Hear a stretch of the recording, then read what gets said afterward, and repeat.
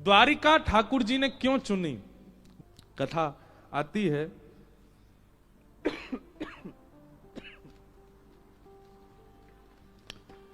आज हमारा हवन था ये समुद्र तट पर, तो हमारे पंडित जी महाराज संकल्प जब बोल रहे थे तो संकल्प में आपने बोला था द्वारिका का एक और नाम है, क्या?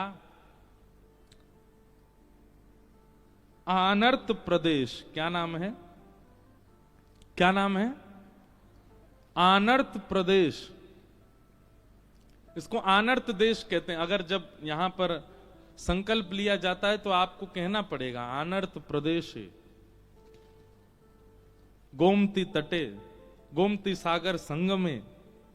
तो इसका मूल नाम, पुराना नाम, द्वारिकाधीश जब विराजे उससे पूर्व का नाम आनर्त प्रदेश। और कथा कुछ इस प्रकार है कि श्रीमद् भागवत जी में जब चंद्रवंश के राजाओं का वर्णन आता है तो वहीं चंद्रवंश सूर्यवंश के राजाओं के वर्णनों में एक राजा का नाम आता है सरयाती। बहुत ध्यान से सुनिएगा। सरयाती राजा थे, वो एक छत्र सम्राट थे पूरी पृथ्वी के। उन्हीं के पुत्र का नाम था आनर्त। तो सरयाती राजा एक छत्र सम्राट जब बन गए पूरी पृथ्वी के, तो एक दिन अहम वश, अहंकार वश अपने सिंहासन पर बैठ करके बोले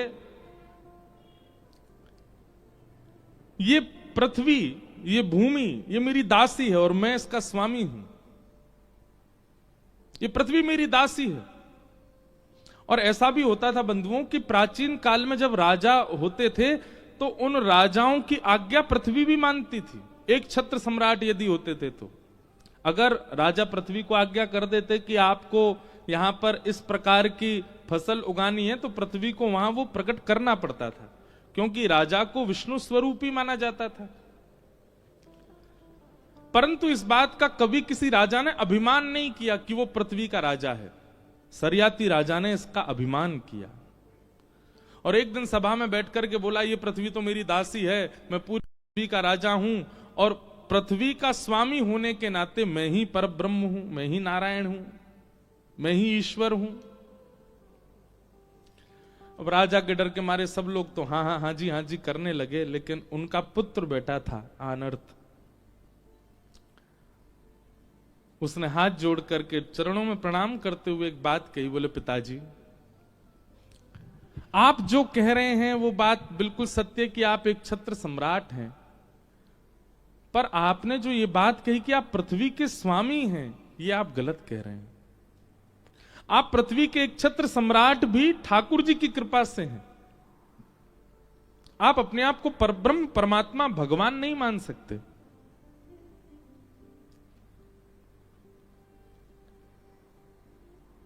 सुबह सुबह उठते ही कितने लोग हाथ देखते हैं? हाथ ऊपर करो। झूठे, सबरे झूठे। इतने सब देखते हो हाथ सुबह उठते ही। चलो कल सबके कमरान में जाके देखूंगा कितने लोग हाथ देखते हैं।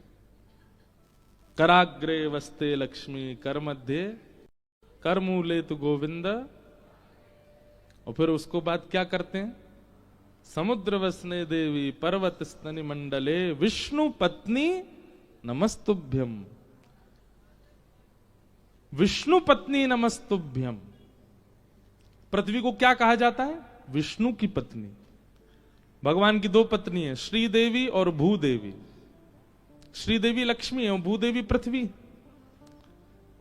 आनर्त पिताजी से कहने लगा, बोले पिताजी आप कैसे कह सकते हैं कि पृथ्वी आपकी दासी और आप उसके स्वामी? क्या वेदों में गलत लिखा है विष्णु पत्नी नमस्तुभ्यम? ये विष्णु की पत्नी है और आप इसके स्वामी कैसे बन सकते हैं? सरयाती को क्रोध आ गया अपने पुत्र की बात सुन करके। बोले अच्छा तो तू मुझे पृथ्वी का स्वामी नहीं मानता? बोले मैं आपको एक छत्र सम्राट मानता हूं, पर आप पृथ्वी के स्वामी नहीं हो सकते। क्योंकि पिताजी इसके कई उदाहरण हैं। पहला उदाहरण, आपका जन्म नहीं हुआ था उससे पहले से पृथ्वी है। और आप पधार जाएंगे, उसके बाद भी पृथ्वी रहेगी।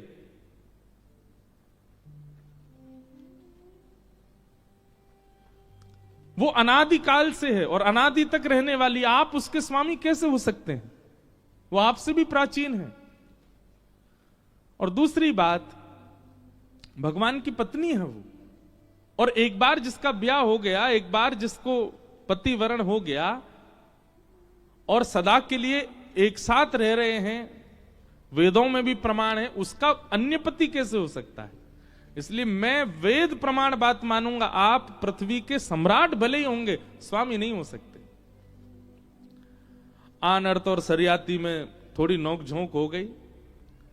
सरियाती ने कहा तो फिर ठीक है, तू मुझको अगर पृथ्वी का स्वामी नहीं मानता तो मैं पृथ्वी का एक छत्र सम्राट होने के नाते आज्ञा देता हूं, मेरी पृथ्वी के एक भी कोने में तू नहीं रहेगा, मेरे राज्य को छोड़ के चला जा। कहां जाएगा बता? पूरी पृथ्वी पर मेरा शासन है और मैं अपने शासन में तुझे रहने नहीं दूंगा। आनर्त बोला, आप पृथ्वी के सम्राट हैं, समुद्र के नहीं। मैं समुद्र में चला जाऊंगा, मैं समुद्र पर रहूंगा, और समुद्र के स्वामी तो नारायण हैं। और आनर्त तुरंत निकल पड़े राज्य छोड़ करके, और चलते चलते यहीं आए, इसी स्थान पर। और यहां आकर के समुद्र में कटी भर प्रवेश करने के बाद, प्रवेश करते जा रहे थे, ऊर्ध्वभुजा धारण कर ली, एक पैर पर खड़े हो गए समुद्र की लहरों के बीच में, और वहीं तप करने लगे ठाकुर जी का। आनर्त के इस तप को देख करके श्री ठाकुर जी बड़े प्रसन्न हो गए, और प्रसन्न होकर के ठाकुर जी ने तुरंत समुद्र नारायण भगवान को आज्ञा की।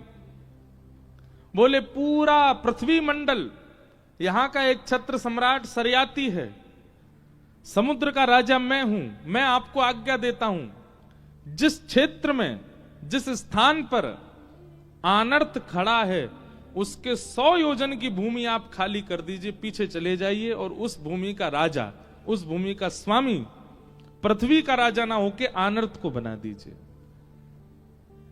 इस पूरे 100 योजन के भूखंड में पृथ्वी के राजा की आज्ञा नहीं चलेगी, ये मेरी आज्ञा है।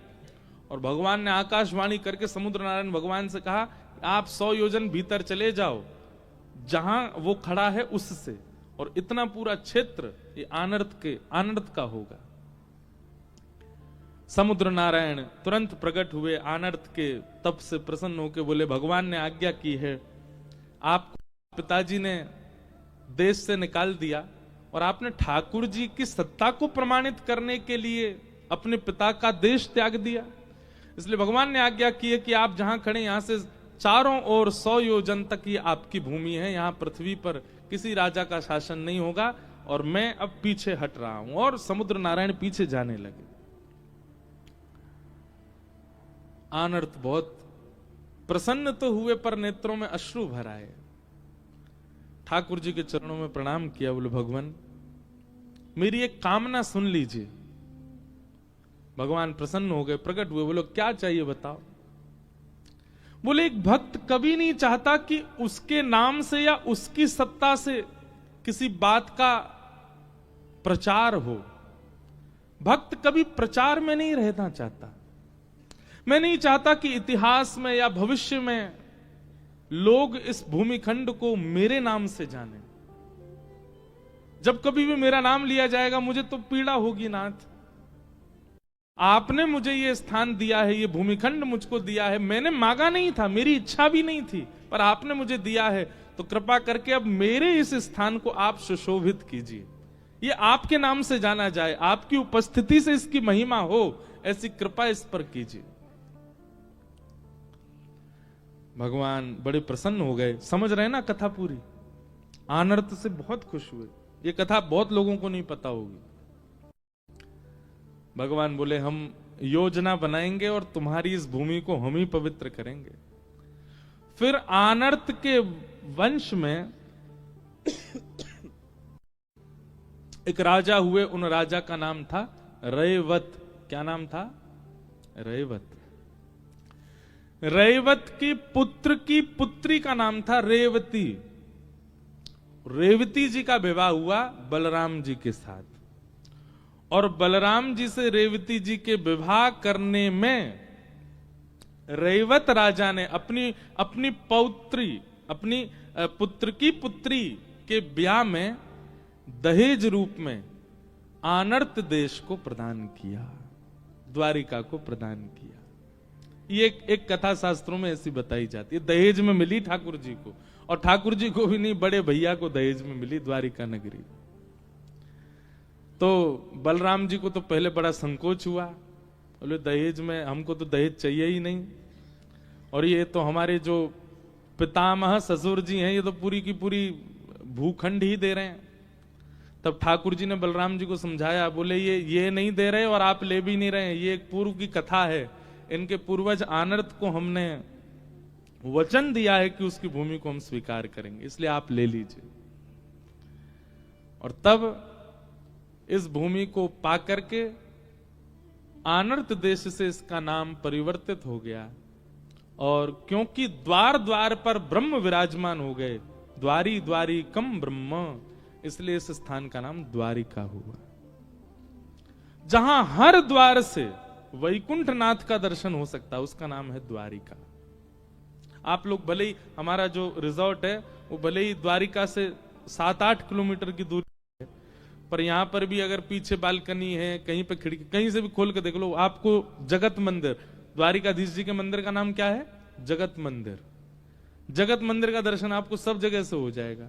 द्वारिका में आप कहीं चले जाओ, किसी भी खिड़की छत से जाकर के देख लो, आपको मंदिर जरूर दिख जाएगा, ध्वजा जी दिख जाएंगी। ऐसा कोई ही ऐसा स्थान होगा जहां से द्वारिकाधीश जी का मंदिर ना दिखे। आप जैसे ही द्वारिका क्षेत्र में प्रवेश करेंगे, किसी भी कोने में चले जाओ, आपको मंदिर जरूर दिखेगा। इसलिए हर द्वार से जहां वैकुंठनाथ का स्थान दिखता है उसका नाम है द्वारिका। और फिर भगवान ने इस भूमि को स्वीकार किया, और यहां, अच्छा, जिस भूमि का हम दर्शन कर रहे हैं, ये भगवान की सभा सुधर्मा सभा यहां थी ठाकुर जी की। ठाकुर जी का मूल निवास, पटरानियों का निवास, और भगवान का पूरी द्वारिका जो थी वो तो समुद्र के भीतर विराजमान है। हम जिस द्वारिका का दर्शन कर रहे हैं ये ठाकुर जी की स्वधर्मा सभा, जहां ठाकुर जी बैठ करके अपनी सभा करते थे, सब राजाओं से बैठ के चर्चा करते, आदि आदि सब वार्ता होती, ये वो सभा स्थान है द्वारिका। ऐसी द्वारिका आनर्त पर कृपा करने के लिए श्री ठाकुर जी द्वारिका में आकर के विराजमान, इसलिए ठाकुर जी ने इस भूमि को चुना। लोग पूछते हैं कि यही खंड क्यों चुना गया, इतनी बड़ी दुनिया में यही क्यों चुना ठाकुर जी ने? इसलिए चुना क्योंकि आनर्त ने इस भूमि पर तपस्या करके इसको अपना बनाया, और अपना बना करके ठाकुर जी को अर्पित किया था, इसलिए ठाकुर जी यहां द्वारिकाधीश बन के विराजे। बोलो द्वारिकाधीश की।